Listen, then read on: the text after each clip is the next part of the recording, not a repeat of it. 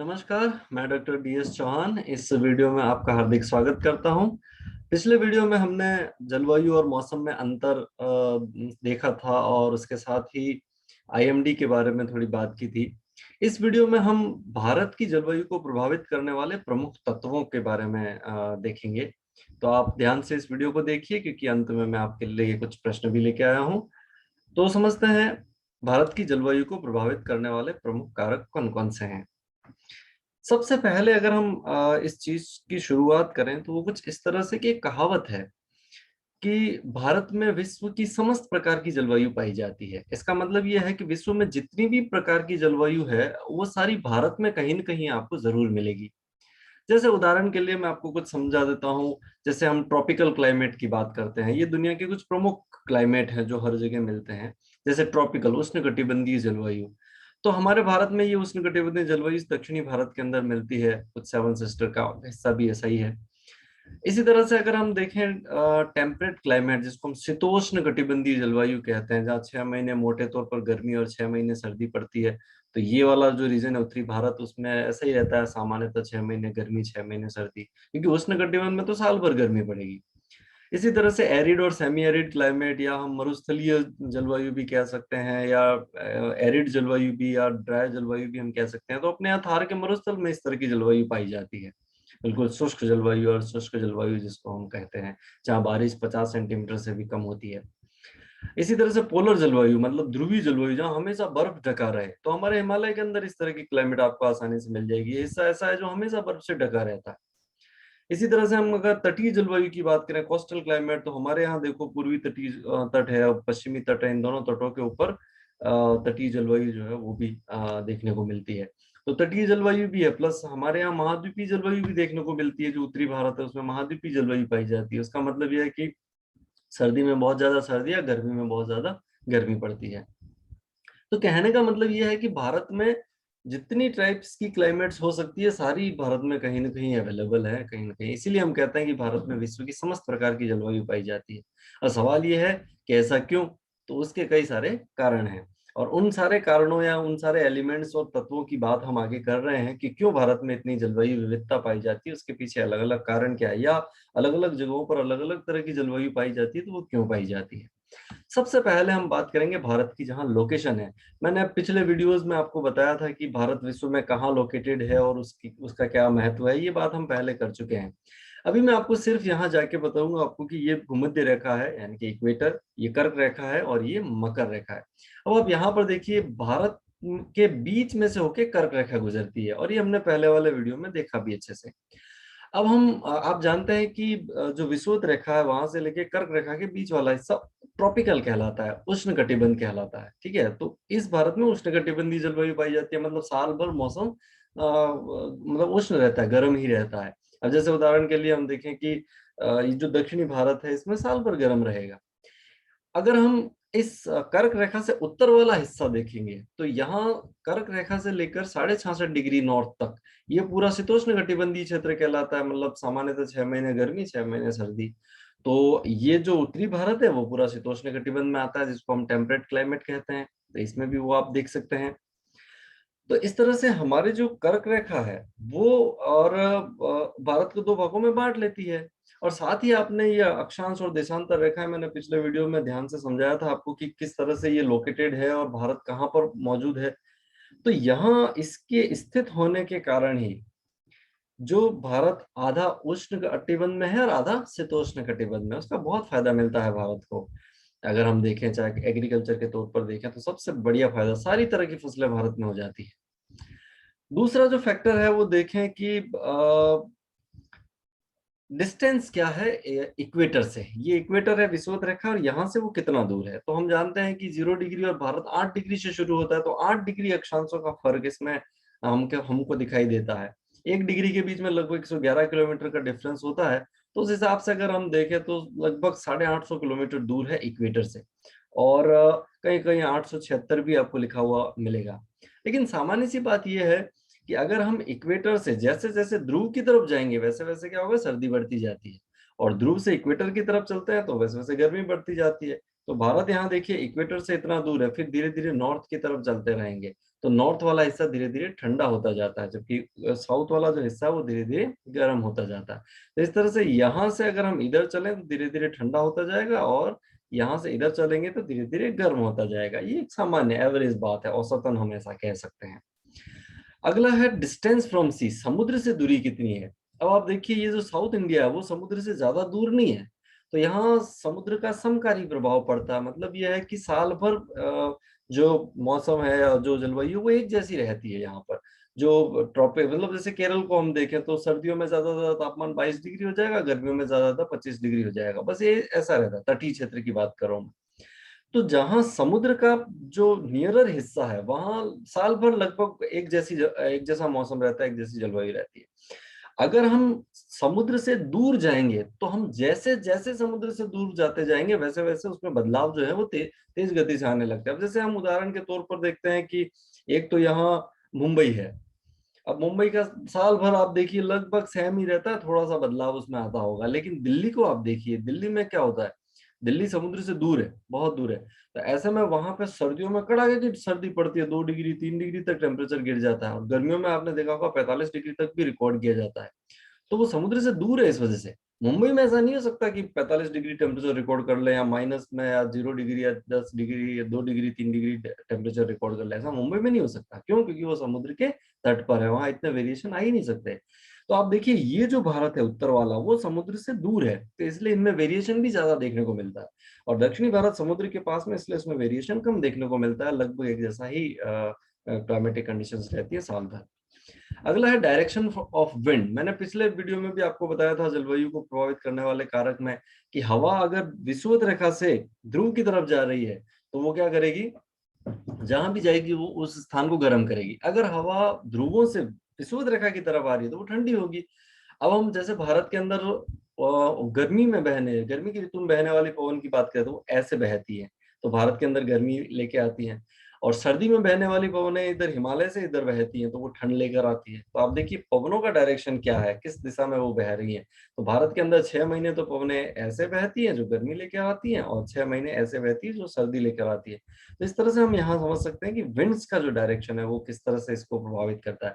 Plus गर्मी की ऋतु में ये जो पवनें चलती है वो जल से स्थल की ओर चल रही है, तो ह्यूमिडिटी लेके आती है, बारिश करती है, तो वो फिर जलवायु पर बड़ा इम्पैक्ट है। इसी तरह से अगर सर्दी में देखें, ये इधर से यूं बहती है, ये स्थल से जल की ओर आ रही है, तो वो शुष्क होती है, उनमें ह्यूमिडिटी होती नहीं है, तो बारिश भी नहीं होती या बहुत कम होती है। तो इस तरह से इसका जो इम्पैक्ट है वो हमें यहाँ पे नजर आता है।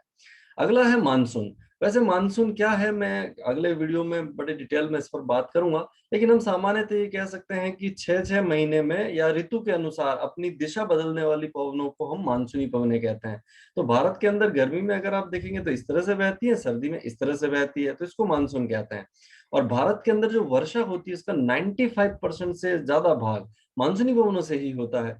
और हम मानसून के बारे में किसी और वीडियो में बहुत डिटेल में समझेंगे कि वो किस तरह से भारत की जलवायु को प्रभावित करता है। मानसून भारत की जलवायु को इतना प्रभावित करता है कि एक शब्द में अगर भारत की जलवायु को डिफाइन करना हो तो हम उष्ण मानसूनी ही कहते हैं, उष्ण मानसूनी। तो वो परफेक्ट शब्द है भारत की जलवायु को डिफाइन करने के लिए, इतना इम्पैक्ट है मानसून का भारत की जलवायु के ऊपर। अगला है माउंटेन लोकेशंस, पर्वतों की स्थिति। भारत में कई सारे पर्वत हैं और सबका जलवायु पर अपना अपना प्रभाव पड़ता है। जैसे हम हिमालय की अगर बात करेंगे तो जो ग्रीष्मकालीन मानसून है वो यहाँ से इस तरह से बहता है, अगर ये यहाँ नहीं होता तो ये सारा मानसून चाइना की तरफ निकल जाता। लेकिन ये यहाँ पर है तो ये क्या करता है, रोक लेता है, रोक कर पूरे भारत के अंदर बारिश करवाने में बड़ी सहायता करता है। साथ ही हिमालय के बारे में एक और बात आपने सुनी होगी, ये इधर से आने वाली, साइबेरिया से आने वाली ठंडी हवाओं से रोक के भारत की रक्षा करता है। बिल्कुल सही है, उधर से आने वाली ठंडी हवाओं को यही रोक देता है हिमालय। नहीं तो ये हवा अगर यहाँ गंगा के मैदान में पहुंच जाती बहुत ठंडी होती, गंगा के मैदान सर्दी में जम भी सकता था, इतना ठंडी हवाएं होती है। लेकिन हिमालय इससे हमारी रक्षा करता है, हमारी जलवायु पर बहुत प्रभाव पड़ता है इस चीज का, अदरवाइज वो बहुत ठंडी हो सकती थी। तो ये माउंटेन का असर है। इधर अरावली पर्वत को हम देखें तो ये इधर से आने वाली पवनों को रोक के दक्षिणी राजस्थान में बारिश कराता है, इधर से जाने वाली पवनों को रोक के पूर्वी राजस्थान में बारिश कराता है। यहाँ ये देखिए पश्चिमी घाट पूरा, जो पवनें अरब सागर से आती है उनको यहीं रोक के घनघोर बारिश कराता है बहुत। जब मानसून यहाँ आता है तो बादलों के फटने की जो घटना होती है, क्लाउड ब्रस्ट जिसको हम कहते हैं, वो यहीं तो होता है सबसे ज्यादा क्लाउड बर्स्ट की घटनाएं जो होती है, तो यहाँ घनघोर बारिश होती है, क्योंकि ये सीधा उसके मार्ग में आ जाता है, मानसून के मार्ग में आ जाता है। तो इस तरह से आप देखिए जितने भी पर्वत हैं वो सारे भारत की जलवायु को प्रभावित करने वाले मेजर कारक है। अच्छा, हिमालय इतना ऊंचा है तो हाइट की वजह से इसके ऊपर हमेशा ठंड रहती है, क्योंकि एक नॉर्मल सा नियम है, आपको पता होगा, नॉर्मल लेफ्ट साइड कहते हैं, सामान्य ताप पतन दर, वो ये है कि हम धरातल से क्षोभ मंडल में हर 165 मीटर ऊपर जाएंगे तो 1 डिग्री सेंटीग्रेड टेम्परेचर कम हो जाएगा प्रति 165 मीटर पे। तो जो भाग जितना ऊंचा होगा उतना ही ठंडा होगा। अगर हम ये दर नहीं करें तो हम ये भी कह सकते हैं कि 1000 मीटर या 1 किलोमीटर पर 6.5 डिग्री सेंटीग्रेड तापमान कम हो जाएगा। तो एक ही बात है, दोनों ही में से कोई भी हम कह सकते हैं। तो ये हिस्से ज्यादा ऊंचे हैं, इस वजह से ज्यादा ठंडे हैं, तो इसकी जलवायु भी अलग है। दूसरा है means height from mean sea level. यही मैं आपको समझा रहा था कि जितनी जितनी हाइट बढ़ेगी वैसे वैसे क्या होगा, 165 मीटर पर 1 डिग्री की दर से वो तापमान घटता जाएगा। अब सवाल ये है कि यहाँ हिमालय को ध्रुव पर तो नहीं है, फिर साल भर ठंडा क्यों रहता है? तो वो हाइट की वजह से ठंडा रहता है। अगर हिमालय इतना ऊंचा नहीं होता तो यहाँ बर्फ हो ही नहीं सकती थी, किसी कीमत पर नहीं होती। तो वो केवल हाइट पर है, इसी वजह से वहां पर बर्फ है, और इस दर से ये क्षोभ मंडल के अंदर तापमान गिरता रहता है। हमेशा ध्यान रखना है क्षोभ मंडल में ही गिरता है, उससे ऊपर की बात नहीं कर रहा हूँ, केवल क्षोभ मंडल के अंदर ही ये घटना घटती है। इसी तरह से आप देखिए एयर बेल्ट भारत की जलवायु को कैसे प्रभावित करते हैं। तो भारत के अंदर विश्व के अंदर क्या होता है, दुनिया में कई सारे वायुदाब की पेटियां हैं, टोटल 7 वायुदाब की पेटियां होती हैं, जिसमें से आप देखिए एक वायुदाब की पेटी कहाँ पर है। अगर मैं ये मान लूं कि सूर्य अभी विषुवत रेखा पर सीधा चमक रहा है, तो वायुदाब की पेटियां कहाँ होगी वो देखिए, सूर्य बिल्कुल विषुवत रेखा पर, इक्वेटर पर है।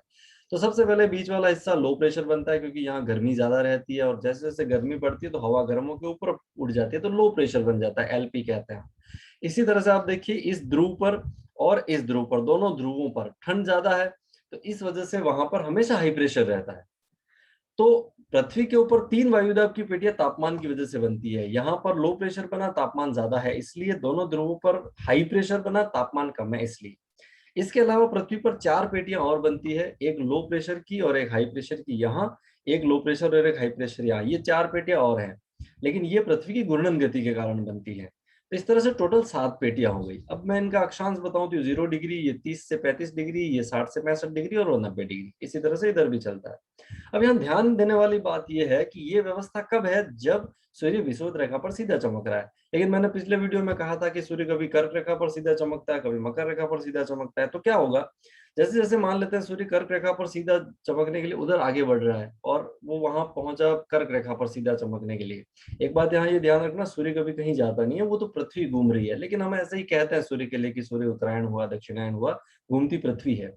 लेकिन यहाँ कर्क रेखा पर वो सीधा, तो क्या होगा, ये लो प्रेशर सीधा सूर्य के साथ में नॉर्थ में, पूरी जो व्यवस्था है वो नॉर्थ में शिफ्ट होती है, तो ये धीरे धीरे धीरे धीरे इधर जाएगा, सभी चीजें। इसी तरह से अगर सूर्य मकर रेखा पर सीधा चमकेगा तो ये सारा बेल्ट धीरे धीरे साउथ में खिसक जाएंगे। तो अब जब ये नॉर्थ में खिसकते हैं तो ये लो प्रेशर भारत के बीच में यहाँ चला जाता है, और फिर वो इधर से लो प्रेशर बनते इधर से वो हवाओं को आकर्षित करता है, तो भारत में मानसून पहुंचता है, हम ऐसा मानते हैं। इसी तरह से सर्दियों में क्या होता है, धीरे धीरे ये सब नॉर्थ में साउथ में शिफ्ट होता है, तो ये हाई प्रेशर भी धीरे धीरे यहाँ आ जाता है, गंगा के मैदान के ऊपर आ जाता है। तो ये धीरे धीरे फिर ये हवाएं इस तरफ चलने लगती है, क्योंकि यहाँ हाई प्रेशर हो जाता है और लो प्रेशर शिफ्ट हो जाता है इस तरफ। तो आप देखिए सर्दियों में ये हवा इसलिए यूं चलती है कि हाई प्रेशर यहाँ आ जाता है, लो प्रेशर इधर आ जाता है। गर्मियों में ये लो प्रेशर यहाँ चला जाता है, हाई प्रेशर यहाँ चला जाता है, तो ऐसे चलने लग जाती है फिर हवा। तो कितना प्रभाव है आप देखिए एयर प्रेशर के जो बेल्ट है उनका भी। एक और चीज है जेट स्ट्रीम, ये भी भारत की जलवायु को बहुत प्रभावित करती है। सबसे पहले इसके नाम पर हम चले जाते हैं कि इसका नाम जेट स्ट्रीम क्या है, क्यों नाम पड़ा इसका। बात है द्वितीय विश्व युद्ध की। उस समय क्या होता था, अमेरिका जापान के ऊपर बम गिराने के लिए यहाँ से उड़ता था और ऐसे जाता था, और इधर अमेरिका पे बम गिरा के वापस आता था। तो इसके पायलट्स, जो जेट उड़ाने वाले, जो जेट विमान उड़ाने वाले जो पायलट्स थे, वो ये कहते थे कि हम जब ऊपर जाके जापान की तरफ बढ़ते हैं तो हमारी स्पीड कम हो जाती है और फ्यूल भी ज्यादा कंजम होता है, जबकि हम वापस आते हैं तो हमारी जो स्पीड है वो बढ़ जाती है, और फ्यूल भी कम कंज्यूम होता है। तो फिर पता लगाने की कोशिश की गई वैज्ञानिकों ने कि यहाँ पर क्या हो रहा है, तो पता चला कि पृथ्वी के इस हिस्से में और इस हिस्से में ऊपर, यानी कि 6 किलोमीटर से 12 किलोमीटर की हाइट पे लगभग पश्चिम से पूर्व की ओर तेज गति से पवनें चलती हैं, और उन पवनों को हम जेट स्ट्रीम कहते हैं। और ये पृथ्वी की घूमने की दिशा में ही घूमती, पृथ्वी भी किस तरह से घूमती है, पश्चिम से पूर्व की ओर, तो ये हवाएं भी पश्चिम से पूर्व की ओर ही घूमती हैं और बड़ी तेज गति से चलती हैं। तो इस इतनी की हवाई जहाज की जो स्पीड है उसको भी कम कर सकती है, इतनी तेज गति से चलती है। तो वो जेट विमान जो उनका पता लगाने वाले, मतलब सबसे पहले फेस करने वाले, इसलिए इसको जेट स्ट्रीम कहते हैं। तो अब ये इसका जब पता चला तो इसकी दो धारा, एक तो जो ध्रुव के आसपास बहती है उसको पोलर जेट स्ट्रीम कहते हैं, और थोड़ी साउथ में जो बहती है उसको सब ट्रॉपिकल जेट स्ट्रीम हम कहते हैं। तो इसका भारत पर क्या असर पड़ता है वो देखिए। जब हम गर्मियों की बात करते हैं, अभी मैं पिछले उसमें समझा रहा था कि सूर्य उत्तरायण हो जाता है, सूर्य उत्तर होता है तो हाई लो प्रेशर यहाँ आ जाता है, हाई प्रेशर उधर चला जाता है, तो इस सारी व्यवस्था नॉर्थ में शिफ्ट हो जाती है, तो ये जेट स्ट्रीम भी नॉर्थ में शिफ्ट हो जाती है। तो ऐसे में गर्मियों के अंदर वो उधर चाइना से होके ही निकल जाती है, भारत तक पहुंचती ही नहीं है। लेकिन सर्दियों में क्या होता है, जब ये सब नॉर्थ में, सूर्य मकर रेखा पर सीधा चमकता है, तो ये भी नॉर्थ में, साउथ में आ जाएगा, ये भी साउथ की तरफ शिफ्ट हो जाता है। तो फिर क्या होता है, ये जो सब ट्रॉपिकल जेट स्ट्रीम है ये आके कहाँ टकराती है, हिमालय से, क्योंकि हिमालय भी 6,000 मीटर से ज्यादा ऊंचा है, 6 किलोमीटर से ज्यादा ऊंचा है इसका कुछ हिस्सा, तिब्बत का पठार भी बहुत ऊंचा है। तो उससे टकराती है, टकरा के फिर वो गंगा के मैदान के ऊपर से होकर बहती है। तो यहाँ पर गंगा के मैदान के ऊपर जो प्रेशर है वो काफी हाई हो जाता है, उसको हाई प्रेशर हम कहते हैं, हाई प्रेशर बना देती है वो। तो आप देखिए, जेट स्ट्रीम 6 से 12 किलोमीटर ऊपर उड़ रही है, लेकिन यहाँ लो प्रेशर बनेगा कब, गर्मी में, जब जेट स्ट्रीम इधर से ही निकल जाएगी। सर्दी में जेट स्ट्रीम यहाँ से चलती है तो वहां हाई प्रेशर बना देती है। तो कितना इम्पैक्ट आप देख सकते हो इन चीजों का भारत की जलवायु के ऊपर पड़ता है। अब जब हमने इतनी सारी चीजें समझी तो अब मैं आपके लिए कुछ प्रश्न पूछ लेता हूं, लेकिन इससे पहले ध्यान रखिएगा कि कोई भी एक कारक से कभी भी जलवायु डिफाइन नहीं होती, सारी चीजों का मिला जुला असर हमें नजर आता है हर जगह पर, और वो मिला जुला जो असर है उसी को हम फिर जलवायु के रूप में देखते हैं। तो अब आप कुछ प्रश्नों के जवाब दीजिए। जैसे पहला सवाल है, दक्षिणी भारत में सामान्यतः किस प्रकार की जलवायु पाई जाती है? सामान्य ताप पतन दर कितनी होती है? हिमालय का भारत की जलवायु पर क्या प्रभाव पड़ता है? जेट स्ट्रीम के बहने की दिशा क्या होती है? शीत ऋतु में जेट स्ट्रीम भारत के किस भाग के ऊपर से होकर गुजरती है? जेट स्ट्रीम की खोज कब हुई थी? हिमालय पर्वत पर तापमान कम होने का प्रमुख कारण क्या है? तो आप इन सवालों के जवाब दीजिए, अपना असेसमेंट कीजिए। हम यहाँ ये वीडियो खत्म करेंगे। आपने मेरा वीडियो ध्यान से सुना, उसके लिए आपका बहुत बहुत शुक्रिया। अगर मेरा कंटेंट आपको अच्छा लगा हो, आप सब्सक्राइब करें, अपने दोस्तों के साथ शेयर करें। हम अगले वीडियो में फिर मिलेंगे जब हम बात करेंगे भारत की ऋतुओं की। तब तक आप अपने आसपास पानी और पेड़ों की रक्षा कीजिए। Thank you so much.